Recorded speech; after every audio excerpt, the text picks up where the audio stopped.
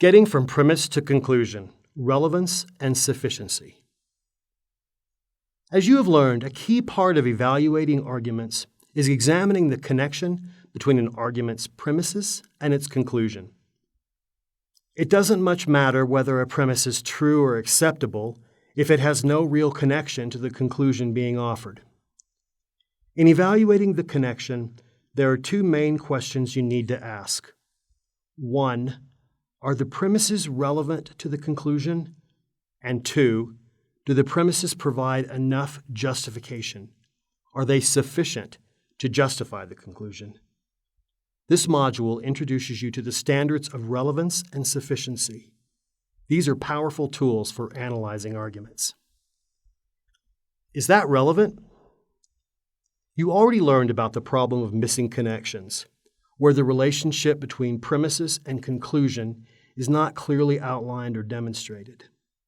Sometimes, all that is needed to resolve the problem of missing connections is to find a way to clearly state the connection. You might find that by merely stating premise X plus premise Y means that conclusion Z is true, you can sort out the relationship between the premises and the conclusion.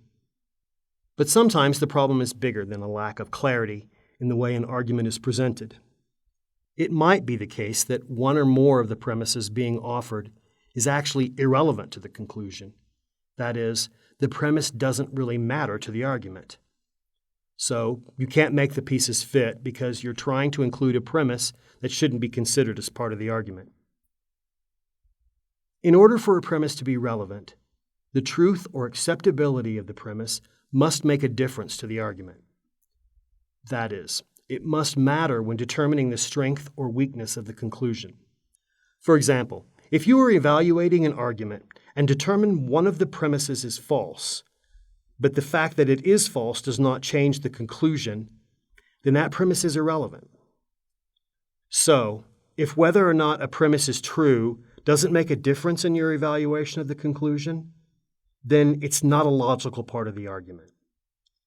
For example, let's say you're part of a hiring committee at your business, and you've just finished interviewing candidates for an open administrative support position.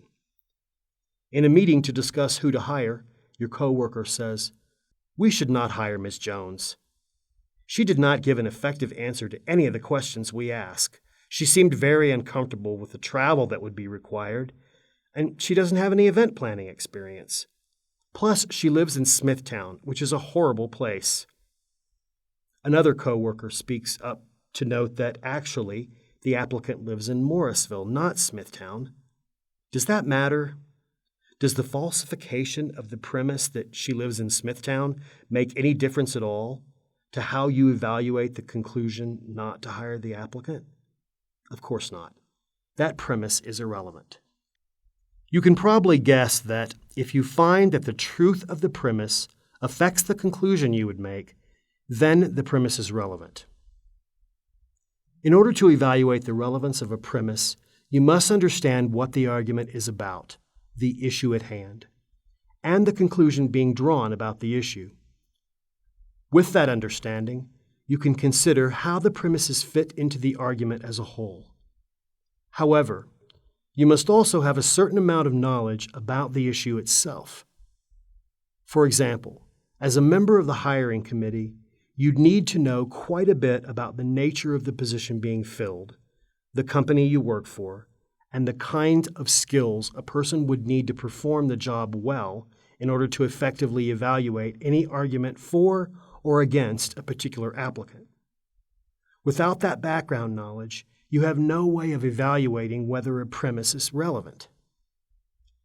In presenting his argument, recall that your coworker mentioned event planning experience. What if the job doesn't involve event planning? That would make his premise irrelevant. But you have to know something about the position to determine that. Sometimes when people are trying to be convincing, they will introduce irrelevant premises deliberately. They may do so in order to make their argument seem stronger. More premises must mean more strength, right? Or they may be trying to distract you from other premises that might be weak or controversial. A premise that is introduced in order to distract is called a red herring. Red herrings are generally new topics that take away from the original point. Another way people may try to distract using premises is by using what are called smoke screens. Using a smoke screen involves piling on so many premises or making an argument so complex that it's hard to see through all the smoke, to figure out what's really being said.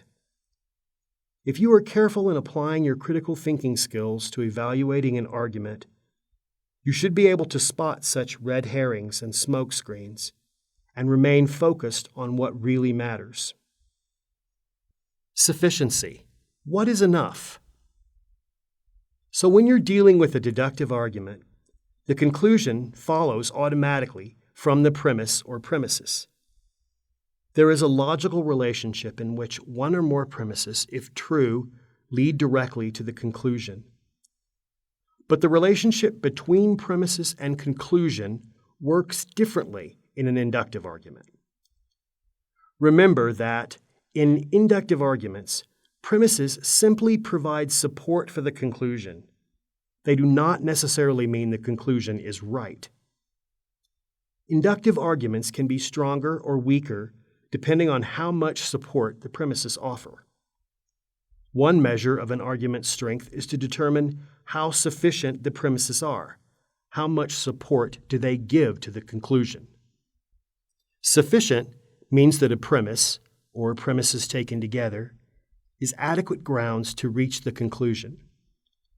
You don't need any other premises. To show the challenge of determining whether a premise is sufficient, consider the following example. Product X causes harm to people when they eat it. It is wrong to cause harm. Therefore, it is wrong to sell product X. Does this argument offer sufficient evidence to justify the conclusion that it's wrong to sell the product? Or would you like more information about the harm being caused before making a judgment? How about if the harm caused is minor? For example, if it makes people feel overly full even though they only eat a little. Is that a strong enough premise to justify the claim that it's wrong to sell? Or what if it only causes harm to 1 in a million people? Should it not be sold to anyone? Does it matter if it's children who suffer the most?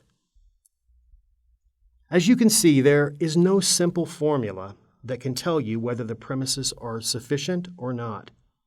Much like evaluating the acceptability of a given premise, assessing sufficiency requires gathering as much evidence as possible, asking many questions, and finally making a judgment.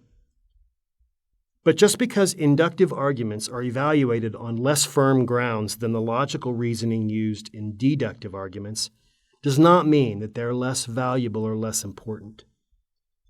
Being able to use inductive reasoning is an important skill, and being able to evaluate and accept or reject as appropriate inductive arguments is essential to resolving many problems you will face.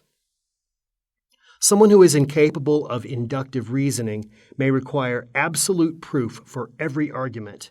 They will not accept anything less. Because so many problems cannot be solved with absolute certainty, such a person may find it impossible to make necessary decisions. Alternatively, they may get into trouble by insisting that any possible conclusion be tested in real life, such that they may jump off a high bridge to see if the fall really will kill or hurt them. As you have learned, there are many different types of inductive arguments: generalizations, analogies, general principle, and causal reasonings. In a later module, you will learn more about how to evaluate sufficiency in these different types of arguments. An overall definition of sufficiency holds that a premise or a group of premises is sufficient when the truth or acceptability of the premises make the conclusion more probable or likely than alternative conclusions. So in order to effectively evaluate the sufficiency of an argument, you will need to consider counterarguments. You will need to engage in some what-if thinking to imagine alternative premises and conclusions to determine whether they seem more reasonable, acceptable, or probable than the argument you have before you. Effectively applying your critical thinking skills to inductive arguments requires you to examine each premise to determine not only whether it is true or acceptable, but also whether it actually matters to the issues at hand, whether all of the premises taken together are enough to justify the conclusion. In the case of inductive arguments, acceptable premises do not necessarily mean the conclusion is right or the argument is strong. You must also evaluate them for relevance and sufficiency in order to have a complete picture of the argument as a whole.